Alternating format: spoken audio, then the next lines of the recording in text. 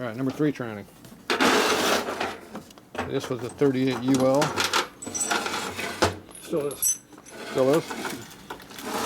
What if I get a knucklehead and call it a knucklehead? It's going to work more. That's right, it would be. It's worth a lot more.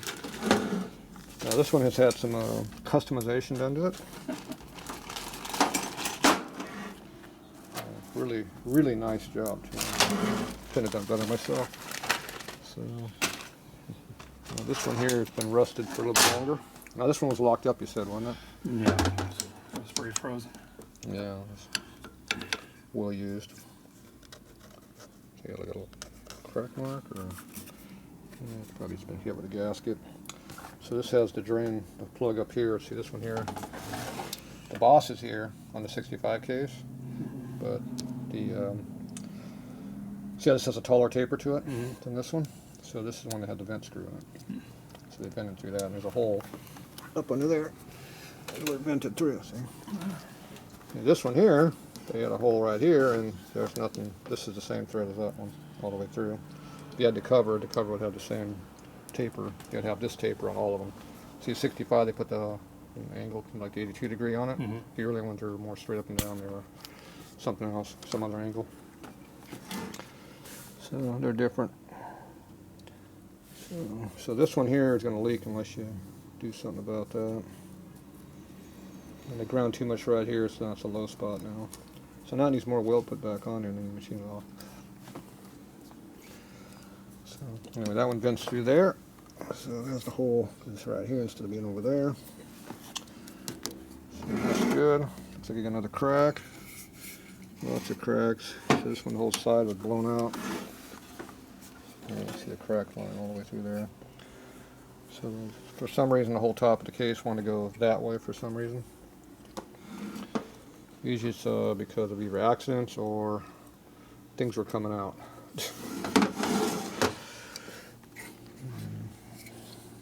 And you can see how other stuff is trying to come out too. Yeah.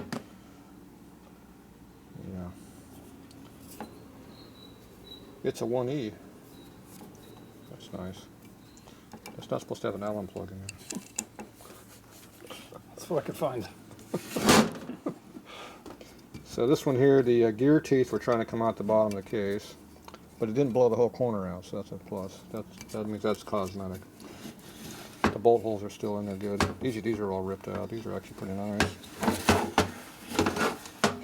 So when the teeth break, they all jam up under the gear, and the case is a weak link, it just drops down. That's what breaks it. But obviously up here it blew the top out.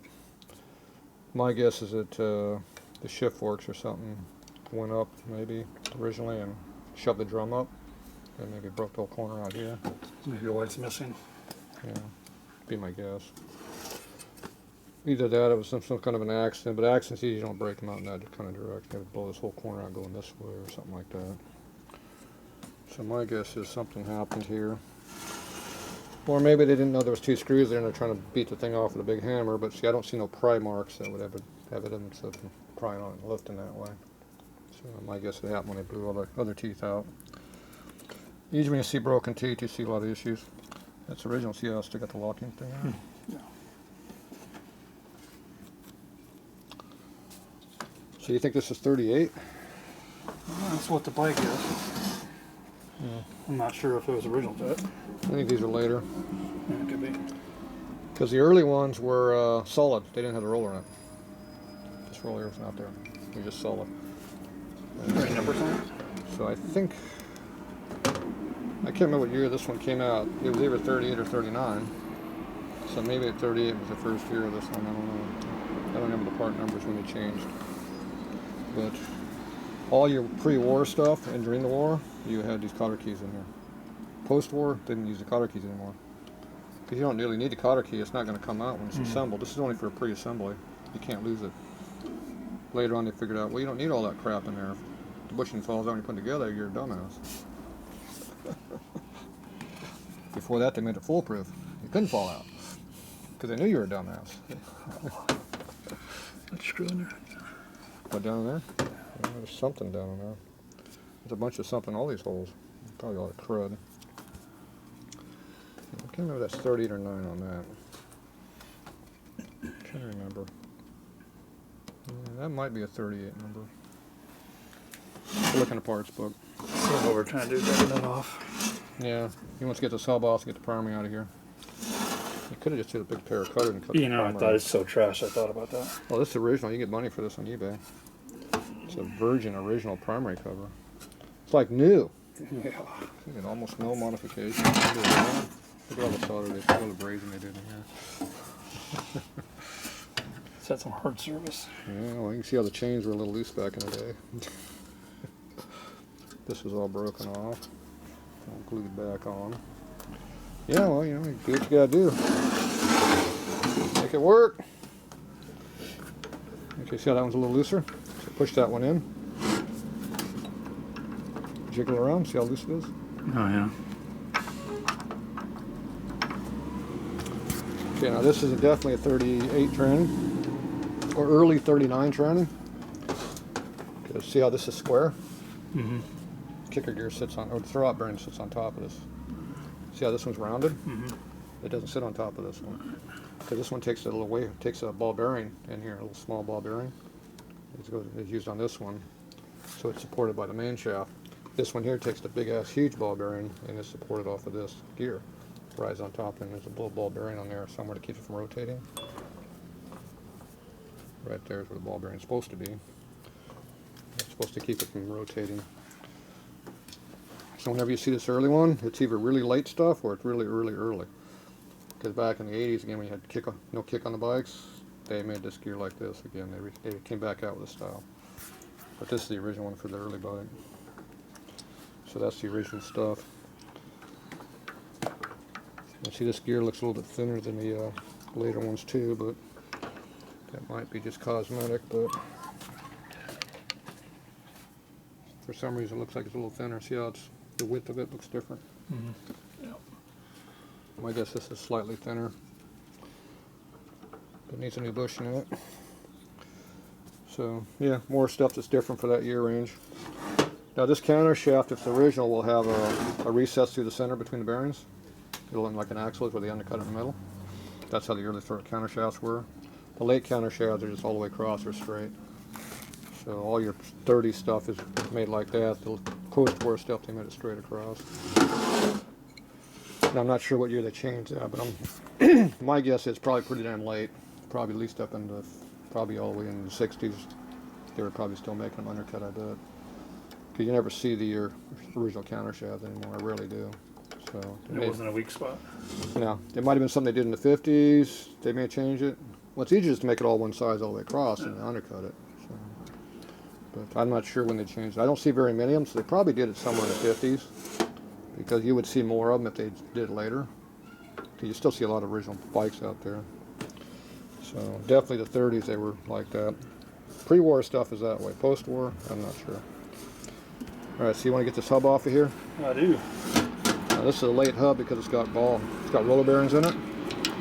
So those came out later on. My guess is probably in the later 50s, but I'm not sure. Before that it was ball bearing like the old tranny was. It had 2 rows of balls in here. Mm-hmm. Yeah. All right, so we're gonna knock this thing off. Luckily he brought his nuts with us. Otherwise I had to go find some nuts. Yeah, I got lucky and found a third one. I don't know where I'd ever find any nuts in this place. Jeez, no, there's no place for nuts. Stand right here. There's no nuts anywhere. Yeah, but they don't fit the thread. They're different thread. Okay. So that is a late nut because there's no provision for the stock retainer in there. There should be a snap ring groove in there. So this is the nut that goes on that bike. There's supposed to be a snap ring in there that holds all the pieces in it because there's a spring and a couple corks and a bunch of weird shit. The late ones, they just have a seal in there. So that's all that's in there. It had a seal on until I torched it. Yeah, it's all burnt now. Okay, we need an 1 1/8 socket. You got one of those in your pocket? I did not bring one. Yeah. How about this one? Almost looks like it's the right one. Okay. You can hold on to that. That's a block picture. Yeah. Need an airline. Any airlines right now? Oh, they're flying over all day here. Oh. You gonna set up shop correctly? Okay, we're gonna take it off, right? Yep. So make sure you tighten it. backwards thread. That's right.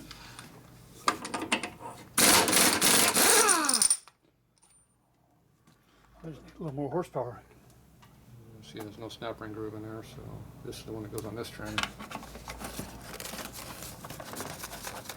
That goes over there. The hub probably does too, I bet. Okay, now we're going to use a different one. Can't use the big one anymore. Gotta use the small one. Puller. This is made to go over the push rod, it's a late style one. Okay, you got oddball 3-bolt pattern. So you gotta figure out where this oddball 3 bolts are at. So it goes like this. Like that, puts nuts on it. Interruptions as usual. Hello. Yeah, I finally got to work. That website's horrible. Your website's horrible, but I got it to work. It looks like it was made about 30 years ago. It's not very user friendly, but I figured it out. So yeah, I got it working. So thanks for the help. Okay, bye. It's a rep for the website that sucks. There you go. Okay, you got all 3 on there. And if you try to put clamps on here and pull this off, you'll break the hub or bend it. Gotta use this tool. Now we're tightening normal this way. That's hard. Yeah, $50. Is that too much? So these used to be like $25. So they're probably $50 nowadays. Stupid tools.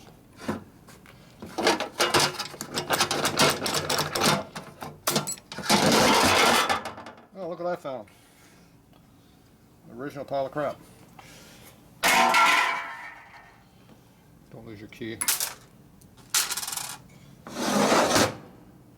You lost your key. There we go.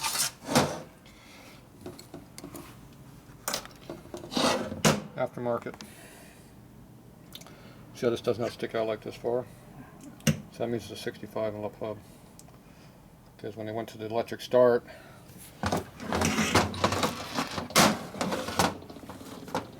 there's a bearing that goes in here. So they had to make room for the bearing. So they made this thinner so it doesn't go in the shaft as far. So this is a late hub. So this is supposed to be over here. See, it's got room for bearing in there now? Mm-hmm. So it just stuck to about that far like the early ones did. You want to have room for bearing. So that goes in there. Keyway goes up. Make sure it's in there all the way. Now, obviously when you're on a bike you can't see that. You look through the key here. Yeah, you should be able to see the end of the key. See how the end of the key is nice and flat? We can see that? Yep. If the key is way deep in there, that means the key slid up on you and you're trying to cut the key in half. There's your lock tab, has a titty on it. Goes on there. This one here is all crumpled, that's why I didn't want to go on.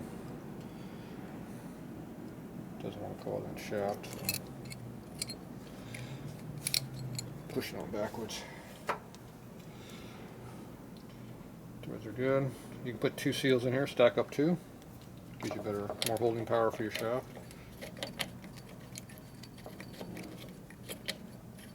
Lock tab's going to be a problem. There it goes.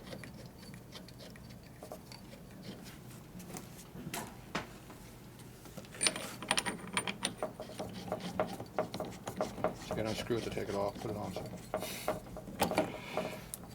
Ah, you hurt your fingers.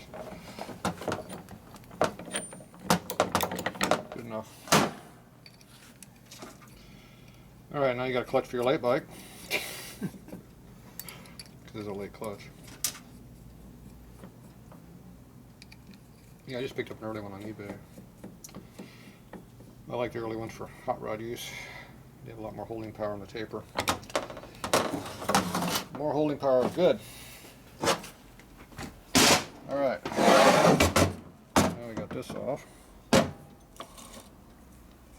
Feel the gritty. Mm-hmm. Some of that's in the teeth. There's also a lot of other stuff in there.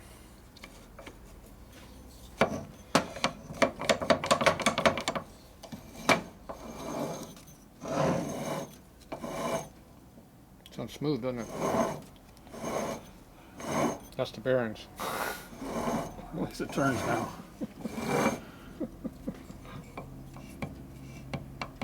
Good inplay. It's good. Yeah, that's pretty gritty. That's definitely gritty.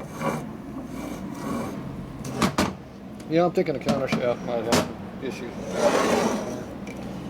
There's a big ball bearing behind this thing. Then neutral.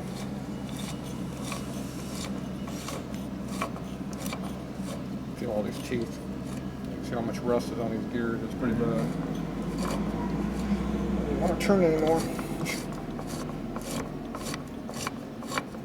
Yeah. Definitely need some de-rusting. So it's high gear. That means all these gears aren't really working. Now if you put it in low gear, now all the gears are working.